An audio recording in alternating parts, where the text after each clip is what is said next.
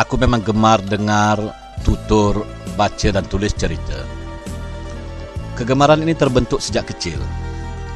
Aku pasti ia warisan emak yang gemar bercerita bagi menghibur kami adik-beradik, sama ada sewaktu menanti hujan teduh sambil mengunyah ubi rebus, atau sewaktu dalam perjalanan pulang dari rumah nenek.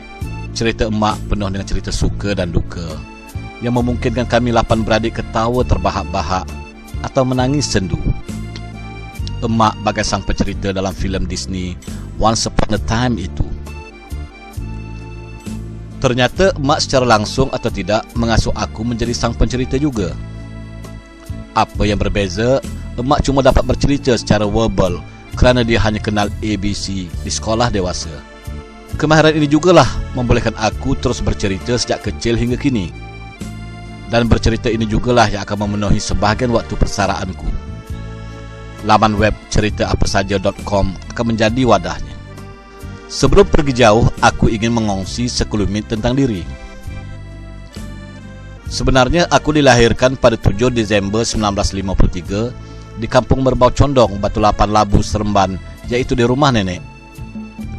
Bagaimanapun, aku membesar di Kampung Pelegong, kampung pertama di Negeri Sembilan yang memperkenalkan program inap desa atau homestay itu. Dalam surat beranak tercatat 10 Desember 1953 sebagai tarikh kelahiranku. Biasalah ketika itu, ibu bapa atau datuk lewat mendaftar kelahiran. Biasa juga mata-mata yang menjaga rumah pasung tersilap mengeja nama dan butiran lain. Namaku yang berasaskan nama salah seorang daripada 25 nabi dieja ZOLKPLI, manakala jantinaku dicatat sebagai jantan walaupun pilihan yang ada dalam surat beranak itu lelaki atau perempuan sahaja. Aku tak terkilan kerana dikategorikan sebagai jantan. Pertamanya, aku satu-satunya anak lelaki emak, dan keduanya sejak kecil aku terasuh untuk berani menyatakan kebenaran walaupun fizikalku dilihat lembut. Mengenai pendidikan, aku bersekolah di Sekolah Kebangsaan Labu Ulu dan Sekolah Menengah Datuk Muhammad Said Nilai sebelum ke Mata Perguruan Muhammad Khalid Johor Bahru pada usia 18 tahun 21 hari. Aku guru pelatih termuda ketika itu. Memang tidak ada peluang untuk mengurat rakan semaktab. Rekod guru pelatih termuda terus-terusan aku pegang walaupun telah berada di tahun 2. Suatu berusia 20 tahun 28 hari, aku ditugaskan di Sekolah Kebangsaan Darjah ke-4 Maran Pahang. Pokok paling tinggi di pertempatan Farda itu ketika itu ialah pokok pisang. Bayangkan panas siang dan kesejukan malam di kawasan berbukit itu. Ketika berumur 22 tahun pula, aku dilantik sebagai guru penolong kanan. Hebat juga. Selagi tanda tanganku tidak diturunkan pada cek, guru besar, cikgu-cikgu dan tukang kebun tak boleh dapat gaji. Di Darjah ke-4 inilah aku mula menyerlahkan pelbagai potensi diri anugerah Allah. Selain menulis untuk akhbar dan majalah, aku memimpin pertubuhan belia dan terbabit dalam kegiatan-kegiatan kesenian dan kemasyarakatan. Aku terbabit dalam teater dan sering diberi kepercayaan mengendalikan pertunjukan pentas untuk mencari wang tabung PIBG. Bahasa mudahnya, aku jadi tauke fanfare. Ramailah penyanyi yang kami undang ketika itu. Antaranya yang cukup popular ialah M. Daud Kilau, Ahmadi Hassan, Uji Rashid, Katie Ibrahim, Maria Kamal dan ramai lagi. Setelah kontrak 5 tahun kuliah Pahang tamat, aku dapat balik ke negeri kelahiran pada Januari 1979 dan ditempatkan di Sekolah Rendah Kebangsaan Tunku Besar Tampin. Pada tahun 1982, aku kembali ke penempatan Felda lagi, iaitu di Felda LB Johnson, Seremban. Oleh kerana minatku dalam bidang teknologi pendidikan, aku memohon untuk mengikuti kursus khas tahun di Mata Perguruan Ilmu Khas pada tahun 1984. Pada Julai 1985 pula, aku melanjutkan pelajaran di Universiti Putra Malaysia dalam bidang pengajaran bahasa Malaysia sebagai bahasa pertama. Ini adalah tahun penentu kerjayaku, kerana pada masa yang sama, aku ditawarkan sebagai wartawan sepenuh masa oleh Berita Harian.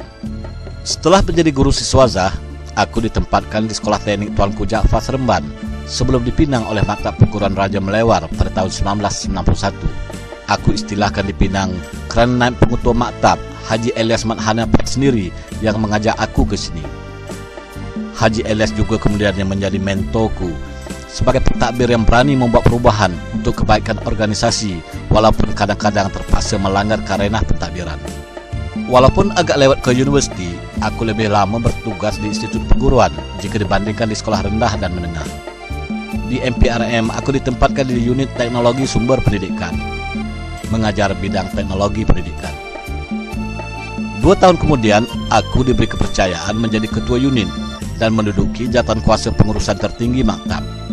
Maknanya, telah lebih 15 tahun aku menganggotai majlis pengurusan, pentadbiran dan Professional Institute. Hebat juga kan? Oh ya, terlupa pula aku menyelitkan kisah pribadi. Setelah balik dari Pahang, aku bertemu jodoh dengan Rohani Muhammad, gadis kampungku pada 12 April 1980. Pengapit aku ketika itu ialah Wa'an Mansur, yang kemudiannya menjadi exco kerajaan negeri. Pada 17 Januari 1981 pula, aku mendapat Siti Haryati. Bunting pelamin, kata orang tua-tua. Bagaimanapun, hanya kira-kira 15 tahun kemudian baru aku mendapat Siti Atikah. Dan pada tahun 2003, aku dapat pula Siti Alibah yang sering dikatakan cucuku. Rezeki aku jauh bertambah baik setelah berumah tangga. Betul kata orang tua-tua, perkahwinan itu melebarkan rezeki. Kalau pada hari pertama bergelar suami, aku cuma ada shilling 20 sen dalam poket seluar. Tetapi kini, kalau ada 40 sen pun telah berlaku peningkatan 100%. Selain gaji sekitar RM350 sebagai cikgu ketika itu, aku ada pendapatan sampingan kira-kira RM2,000 sebulan sebagai pemberita sambilan ketika itu. Sebagai penulis, aku pernah diberi kepercayaan sebagai setiausaha dan ketua 2 Persatuan Penulis Negeri Sembilan, Setiausaha Persatuan Wartawan Melayu Negeri Sembilan, dan aku turut mengasaskan Kelab Ahbar Negeri Sembilan dan diberi amanah sebagai timbalan Presiden. Pembabit kewartawananku memungkinkan aku bergaul dengan sebesar-besar dan sekecil-kecil orang secara dekat. Oleh kerana byline-ku hampir setiap hari ada di Berita Harian, sehingga kini masih ramai yang menganggap aku adalah seorang reporter sepenuh masa, bukannya guru. Mungkin kerana pembabitan aku dalam bidang ini dan aktiviti kemasyarakatan lain juga, aku dianugerahkan pingat jasa kebaktian dan pingat khidmat cemerlang masyarakat. Kembali ke dunia kerja ya, pada tahun 1996, aku dianugerahkan beasiswa persekutuan untuk melanjutkan pelajaran peringkat sarjana di The University of Manchester, United Kingdom. Bidangnya pembelajaran berbantu komputer. Ini bukan kali pertama aku ke England. Pada tahun 1985, aku pernah menemankan isteri yang melanjutkan pelajaran di University of Birmingham. Kehidupan di England adalah antara tempoh yang cukup menyeronokkan dalam hidupku. Sewaktu tinggal di sini, aku dapat mendalami kemahiran beberapa kegemaranku. Penulisan, fotografi, videografi, dan melancong. Nak tahu hobi lain? Tentunya menonton filem Hindustan yang aku anggap sebagai terapi stres kesibukan.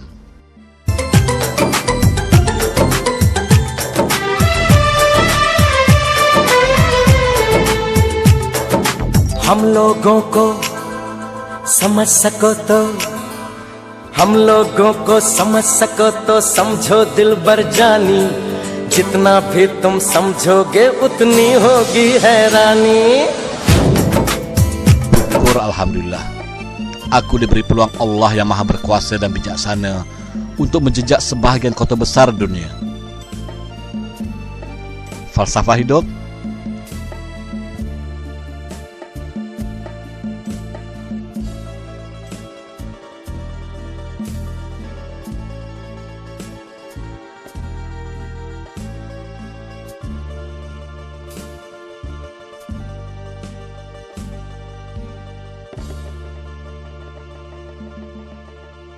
Maaf, letih juga kalau mendengar aku bercakap saja. Biarlah foto dan video ini bercerita.